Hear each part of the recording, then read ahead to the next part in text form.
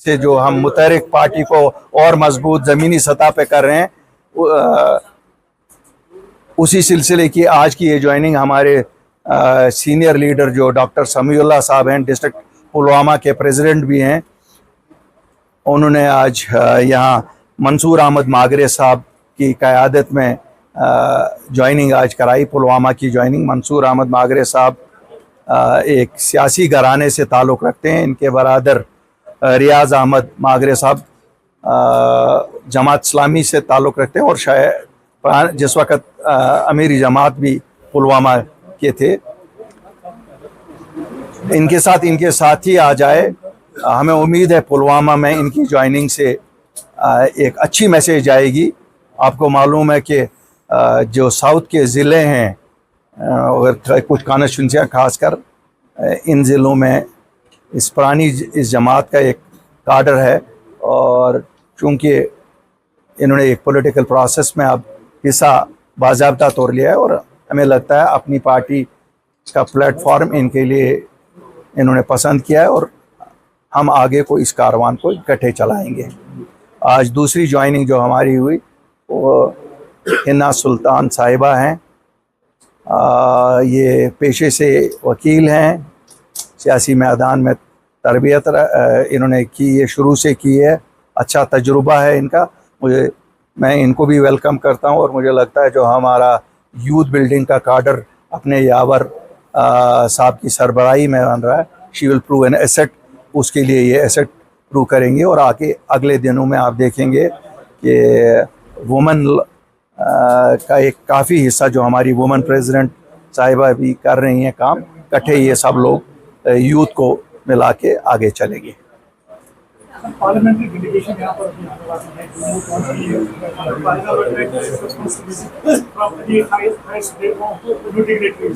कैसे आप इस डेलीगेशन के विजिट को देखते हैं? देखिए, अच्छा है। इन डेलीगेशन से उम्मीद है कि ये भी एक सिग्नल भेजेंगे कि कश्मीर पुरअमन है। ये भी हमारे मुल्क के बाकी शहरियों को और दुनिया के लोगों को एक मैसेज यहाँ से दे देंगे कि कश्मीर आइए, कश्मीर आपका मुंतज़िर है। यहाँ सेफ्टी का कोई इशू नहीं है। हादिसात कहीं पे भी होते हैं। हादिसात तो हाईवे पे आप चल रहे हैं तो एक्सीडेंट हो जाता है। ऐसा ही एक एक्सीडेंट पहलगाम को कहेंगे।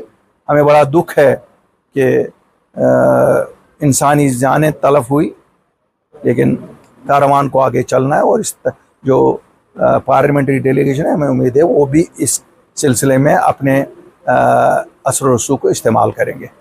सर 9 महीने ऑलमोस्ट होने को है एमसी सरकार को, ना ही एम्प्लॉयमेंट है, ना ही बिजली फ्री दी गई, ना ही चावल फ्री दिया गया, कुछ भी फ्री नहीं दिया गया जो कागजों पे लिखा। अभी मैनिफेस्टो का 1% भी प्रॉमिस पूरा नहीं किया। देखिए, मैं बड़ा खुल के बात करता हूँ। आपको पता है मैं लपी लिपटी नहीं बोलता हूँ।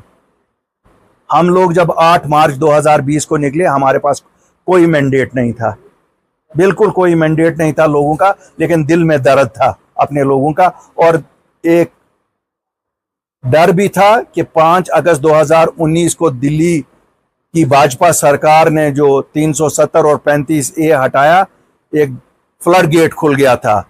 जम्मू कश्मीर में पूरे हिंदुस्तान से लोग आके यहाँ ज़मीनें खरीद सकते थे, यहाँ नौकरियाँ ले सकते थे और अस्थानी लोगों के लिए कोई फ्यूचर नहीं बचता था।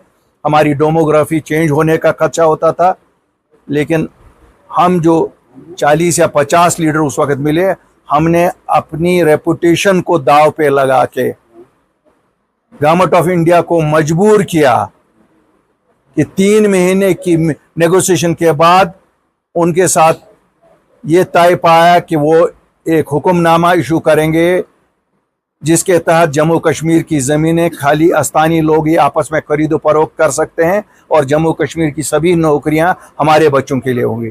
मुझे लगता है अगर हमारे पास मैंडेट होता हम शायद 370 भी वापस लाते, लेकिन हमारे पास कोई ऐसा मैंडेट उस वक्त था नहीं।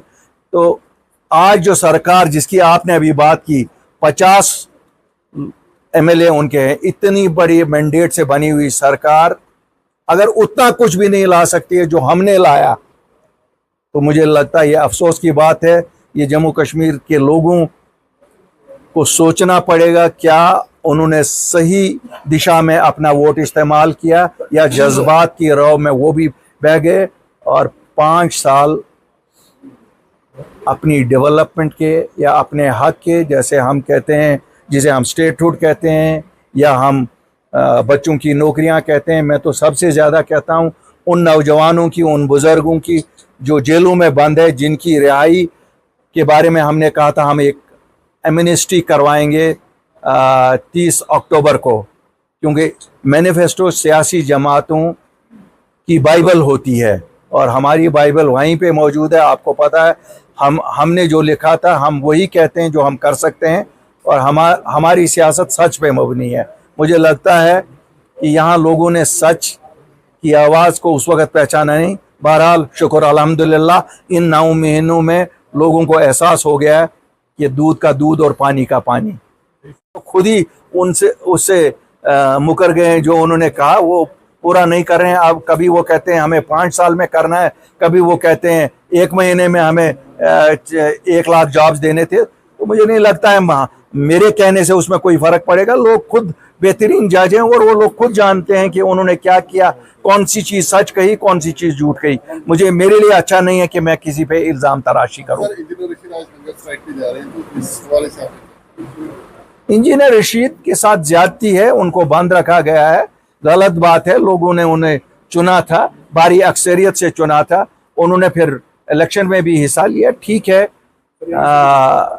उनके एमएलए भी एक चुना गया, तो गवर्नमेंट ऑफ इंडिया को उनको रिलीज़ करना चाहिए। क्यों उन पे जो इल्ज़ामात हैं, मुझे नहीं लगता है कि जब लोग किसी को चुने तो उसको भी ज़ेर मद्देनज़र रखना चाहे।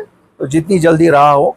शबीर अहमद शाह साहब अलील हैं, अल्लाह करे उनका बेहतरीन इलाज हो और इंसानियत के रोज़ से एक्सेस देनी चाहिए उनके घर वालों को, उनके साथ रहने के लिए, इलाज के लिए, जिस तरह बाकी लोगों को, कुछ लोगों को मराहत इसी केस में दी गई हैं। उनको मैं नहीं कहता हूँ कोई स्पेशल मराहत दे दो, लेकिन जो किसी और को उसमें दी है इनको भी दीजिए, क्योंकि बहरहाल शबीर अहमद शाह साहब का एक रोल है, जम्मू कश्मीर की सियासत में एक रोल रहा है, और रोल को हम नहीं ना कह सकते कि वो रोल नहीं है। जिसमें आपकी कंस्टिट्यूंसी में जो एमएलए चुन के आए हैं, उन्होंने ऐसे काम नहीं किया, आज वो रिग्रेट कर रहे हैं कि आपने जीता नहीं तो वहाँ पर काम हो जाते। देखिए, ये तो जमहूरियत का एक हिस्सा है। कहीं लोग खुश होते हैं, कहीं लोग नहीं खुश होते हैं, चलता रहेगा। मुझे लगता है हर एक का अपना अपना स्टाइल होता है। हो सकता है जो चुने गए हैं उनका डिफरेंट स्टाइल होगा, जो पहले थे उनका डिफरेंट स्टाइल होगा, लेकिन ये तो जमहूरियत का एक हिस्सा है। मैंडेट नेशनल कॉन्फ्रेंस को दिया गया है लोगों की सड़कें बनाने का, लोगों के पानी का इंतज़ाम, नौकरियां देने का, बिजली का और बाकी चीज़ों का। हमें अपोजिशन का मैंडेट दिया गया है निशानदेही करना कोताहियों का, और जहां हो सके लोगों के इश्यूज़ को हाईलाइट करना। हम वो रोल इंशाल्लाह निभा भी रहे हैं और बखूबी आगे को भी निभाएं।